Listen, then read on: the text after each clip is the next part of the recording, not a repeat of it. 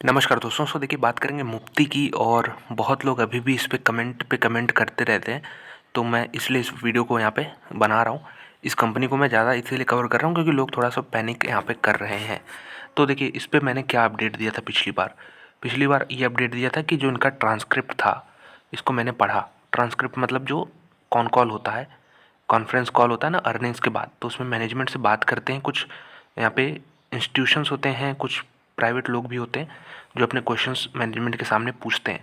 तो पिछला वीडियो आप नहीं देखें तो आप देख लीजिए प्लीज़ उसको, उसमें आपका डाउट क्लियर हो जाएगा। जो मैंने बताया है कि जो मैनेजमेंट से क्वेश्चन जब पूछे जाते थे कि एक्सपेंशन को लेके कि आप कैसे बढ़ाओगे, क्योंकि आपका जो सेम स्टोर ग्रोथ है, आपका जो पुराना स्टोर है उससे ग्रोथ तो कम है, तो रेवेन्यू प्रॉफिट बढ़ाने के लिए आपको नए स्टोर खोलने पड़ेंगे।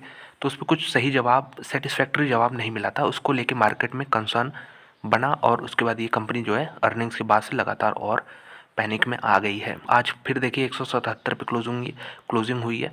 और अभी ये 18 तारीख को, 2 दिन पहले, ये स्टॉक 10% ऊपर था। तो तब बहुत लोगों में उम्मीद जगी थी कि ये रिवर्सल के पहले साइन हो सकते हैं। स्टॉक जो है 178 का लो बनाने के बाद उस दिन यहाँ पे 198 तक पहुँच गया था। 198 का हाई मारा था उसने। लेकिन ये चीज़ 10% का मूव आया तो अगले 2-3 दिन कंसोलिडेट कर सकता था यहाँ पे स्टॉक नीचे। मतलब ठीक है, 2-3% नीचे आ सकता था, कंसोलिडेट कर सकता था। लेकिन स्टॉक ने क्या किया, अगर आप देखें 19 तारीख को 4.5% गिरा, आज फिर 5% गिर गया, घूम फिर के फिर से वहीं पे आ गया। तो साइन तो अभी तक नहीं दिखे हैं दोस्तों कि यहाँ पे रिवर्सल हो गया। और कोई प्री अटेम्प्ट मत करिए कि थोड़ा सा रिस्क लेके हम बाई कर लेते हैं। तो अगर आप बाई कर भी रहे हैं रिस्क लेके, तो फिर ऐसा क्वांटिटी होना चाहिए कि जो आपको यहाँ पे, अगर शेयर जो है 160 150 तक चला जाए तो उससे दिक्कत नहीं होनी चाहिए। तो ये मैं बताने का मेरा पर्पज़ है कि इसको प्री अटेम्प्ट मत करिए कि हाँ अब बॉटम बन चुका है तो हम यहाँ पे ख़रीद लेते हैं, अब यहाँ से तो वन वे रैली होगा। हो भी सकता है, लेकिन फिर जो ट्रेंड है वो तो क्लियर कट नेगेटिव है। चेंज होने के लिए प्रीवियस हाई को ब्रेक करना पड़ेगा। प्रीवियस हाई इधर कहीं दिख रहा है 240 के आसपास, तो काफ़ी यहाँ पे टाइम लग सकता है। तो कंडीशन मैंने बता दी है कि बेस बनने दीजिए। यहाँ पे इस तरह का टाइम स्पेंड करें, कैंडल यहाँ पे बनाए, मतलब नीचे बार बार सपोर्ट ले, तो हम कह सकते हैं कि बेस तैयार हो रहा है कंपनी का। और बेस तैयार हो रहा है तो फिर अपवर्ड साइड में यहाँ पे वो आपको यहाँ पे ब्रेकआउट देखने को मिलेगा। फिर स्टॉक जो है भागेगा 240 के बाद, फिर यहाँ पे इसका अगला एक्शन देखने को मिलेगा। तो कुछ भी प्राइस एक्शन को यहाँ पे प्री अटेम्प्ट मत करें। अभी मेरे ख्याल से टाइम है। जो लोग स्टॉक नहीं खरीदे मेरे ख्याल से उनको तो कोई चिंता करने की ज़रूरत ही नहीं है। दिक्कत में वो फंस गए हैं बेचारे जो आईपीओ से ही इसको लेके होल्ड कर रहे हैं या फिर बाद में खरीद लिए थे।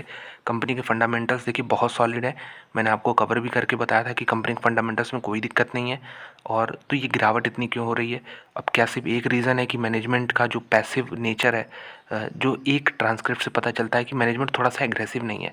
मार्केट में अगर आपको रिटर्न कमाना है, कंपनी को बढ़ाना है, कंपनी की प्रॉफिटेबिलिटी बढ़ानी है, कंपनी का मार्केट शेयर गेन करना है, कंपनी के नए नए प्रोडक्ट लॉन्च करने हैं जो कि मार्केट में यहाँ पे, जैसे इनका जीन्स का सेक्टर है तो उसमें सिर्फ मुफ्ती ही नाम हो, तो वो चीज़ मेरे ख्याल से मार्केट मिस कर रहा है मैनेजमेंट में।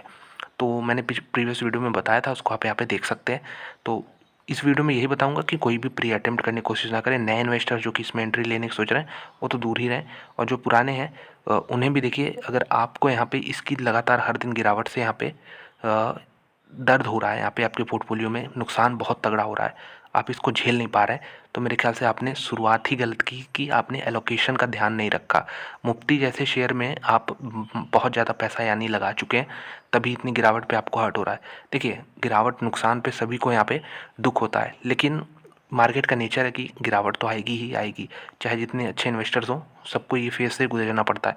लेकिन अगर आपको एक हद से ज़्यादा गिरावट यहाँ पे जो नुकसान हो रहा है, तो उसका मतलब है आपने पोर्टफोलियो पे ध्यान नहीं दिया। तो दोस्तों यहाँ पे थोड़ा सा पोर्टफोलियो बनाने का जो है तरीका, उसको थोड़ा सा समझिए। अगर आप आईपीओ में भी पैसा इन्वेस्ट करें, आईपीओ कंपनीज़ में, तो फिर वो जो रेशियो है ना वो मेंटेन करिए। ऐसा नहीं कि अगर आपके पास मान लीजिए 50,000 की आपका यहाँ पे पोर्टफोलियो है तो उसमें सब 40,000 मुफ्ती में इन्वेस्ट करके बैठे, ये सोच के कि 40,000 वाला सीधे 2 लाख हो जाएगा।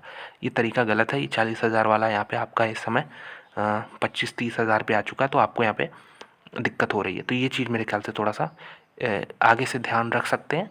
बाकी फंडामेंटल्स मैंने बताया, कंपनी की कोई दिक्कत की बात ही नहीं है। अब मुझे भी ये चीज़ नहीं समझ में आ रहा है कि इतनी गिरावट क्या हो रही है भाई।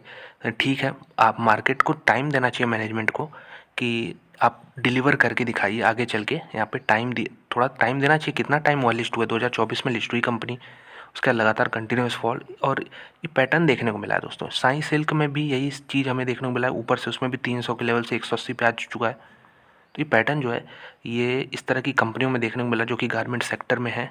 साई सिल्क तो हालांकि वुमेंस के साड़ीज़ में है, और ये जीन्स में है जो कि यूथ के टारगेट करते। तो ओवरऑल सेक्टर वही है गारमेंट का। तो ये पैटर्न एक चीज़ यहाँ पे देखने को मिला है इन दोनों ही कंपनियों में। अब देखते हैं Q4 के अर्निंग्स बहुत इंपॉर्टेंट होंगे, और ये शुरू होगा आपका यहाँ पे Q4 मतलब जनवरी, फरवरी, मार्च। तो आपका अप्रैल से शुरू हो जाएगा। 8-9 अप्रैल से आईटी कंपनियां देना शुरू कर देंगी। इनका भी हो सकता है अप्रैल में रिजल्ट आए या फिर मई में तो आ ही जाएगा। तो बहुत इंपॉर्टेंट होगा क्रेडो के लिए। क्रेडो ब्रांड्स है ये कंपनी का नाम। तो यही था वीडियो, थोड़ा सा अपडेट देना था कि अगर आपको यहाँ पे पेन ज़्यादा ही हो रहा है तो फिर मेरे ख्याल से एलोकेशन गलत किए हैं आप, और कर भी दिए हैं तो फिर क्या कर सकते हैं आप यहाँ पे। या तो नुकसान लेके निकलने की हिम्मत हो, नहीं है तो फिर वेट ही ऑप्शन है।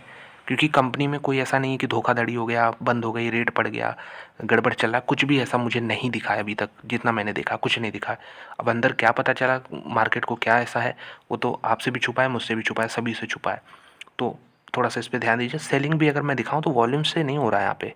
ये देखिए यहाँ पे एक एक दिन में कितने शेयर ट्रेड हो रहे हैं यहाँ पे। 5 लाख, 6 लाख, 7 लाख, कभी कभी 1 मिलियन हो रहा है। 10% जिस दिन ऊपर था उसमें 10 लाख शेयर ही ट्रेड हुए हैं। तो ऐसा नहीं है कि इसमें बहुत ही तगड़ी सेलिंग हो रही है वॉल्यूम्स के साथ। हो सकता है कि यहाँ पे बायर्स इसको आगे चल के मिलें। एक और इंटरेस्टिंग डेटा है जो कि देखना होगा यहाँ पे। क्वार्टरली अगर देखें तो मार्च जैसे ही खत्म होगा, अप्रैल में आ जाएगा ये डेटा। वह शेयर होल्डिंग पैटर्न का। प्रमोटर देखिए इसमें 55% है। प्रमोटर सेलिंग नहीं कर रहे हैं यहाँ पे। अगर हम ट्रेड्स में देखें जाके बल्क डील्स में, तो आपको यहाँ पे देखने को मिलेगा कि ये तो हालांकि रीबैलेंसिंग है, ये खरीदते हैं फिर बेचते हैं सेम प्राइस पे। तो यहाँ पे कोई लेटेस्ट नहीं है 17 जनवरी के बाद। ना कोई प्रमोटर है, ना कोई बड़ा इंस्टीट्यूशन है जो कि बड़े क्वांटिटी में बेच रहा है। अगर होता तो यहाँ पे न्यूज़ आ जाती। ये मेरे ख्याल से जो ये आप देख रहे हैं यहाँ पे पब्लिक का पोर्शन देखिए सिग्निफिकेंट है दोस्तों, 30% है। 31% ये दिसंबर का डेटा है। इसके बाद आपका यहाँ पे निकला है जनवरी, फरवरी, और मार्च में भी 20 दिन यहाँ पे निकल चुके हैं। तो ज़रूर ये 30% वाला घट के इस समय मेरे ख्याल से 25% तो आ गया होगा। पब्लिक इसमें है, तो पब्लिक का जहाँ रोल होता है इस तरह के हमें वोलेटिलिटी देखने को मिलती है। क्योंकि मजबूत अगर हाथ देखें तो ये ऊपर वाले हैं। प्रमोटर 55%, यहाँ पे 3.5 FIIs और 10.5 यहाँ पे DIs, तो ये हो गया 14। तो यहाँ पे देख ही सकते हैं कि अगर 31 ये है तो यहाँ पे 69% कह सकते हैं ये हमारे स्ट्रॉन्ग हैंड्स हैं। तो मेरे ख्याल से 75% से ज़्यादा ये होना चाहिए था। इनफैक्ट अभी पब्लिक ही सब कुछ इसको मूव कर रही है। पब्लिक शेयर होल्डिंग देख सकते हैं कि 31% है। 88,000 शेयर होल्डर्स हैं इसमें। तो इस डेटा पे मेरा बहुत ही क्लोज वॉच करूँगा इसको कि कितना ये नंबर ऑफ़ शेयर होल्डर्स यहाँ पे बढ़ते हैं, और पब्लिक का कितना बढ़ता है कि घटता है।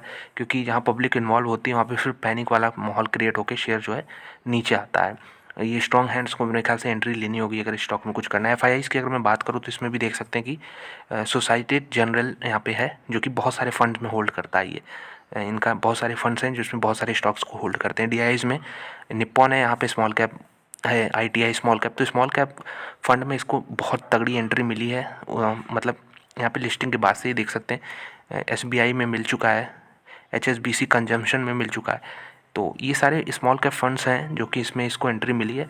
अब देखते हैं कि क्या ये लोग और भी आगे चल के ध्यान देते हैं, इस स्टॉक को उठाते हैं कि नहीं। क्योंकि अभी तो फ़िलहाल माहौल बहुत ही ठंडा नज़र आ रहा है। कंपनी का असली वैल्यू यहाँ पे 750 रुपये है, जिससे अभी ये बहुत नीचे ट्रेड कर रहा है। अब देखिए इसको कोई रिकमेंडेशन मत समझिए कि 750 ही जाएगा। ये इसमें बहुत बड़ा मिसमैच भी हो सकता है। कोई कंपनी जिसका असली वैल्यू 25 रुपये है वो हो सकता है आपको 75 पे ट्रेड करते हुए 3 गुना दिख जाए। क्यों? क्योंकि उसमें विजिबिलिटी आगे चल के कि हाँ ये कंपनी अच्छा करेगी। अभी 25 वैल्यू, आगे चल के हो सकता है 75 हो जाए, तो इसलिए अभी 75 पे वो ट्रेड कर रही है। इसमें वो चीज़ मेरे ख्याल से अभी मिसिंग है। थोड़ा टाइम दे सकते हैं जो लोग होल्ड कर रहे हैं। और इसमें मेरे ख्याल से कोई ऑप्शन भी नहीं है। लगातार नीचे लो बना रहा है। अगर आपको लॉस से यहाँ पे हर्ट हो रहा है तो मेरे ख्याल से 200 एक राउंड फिगर था जिसमें मैंने एक वीडियो में एक बार डिस्कशन किया था। उसके पहले निकल जाना चाहिए था, लेकिन फिर भी नहीं किए हैं तो फिर कोई दिक्कत की बात नहीं है। इसमें अभी होल्ड कर सकते हैं, अब क्या कर सकते हैं। तो यही है मुफ्ती पे पूरा कवरेज। उसके अलावा कोई न्यूज़ भी नहीं है इसमें।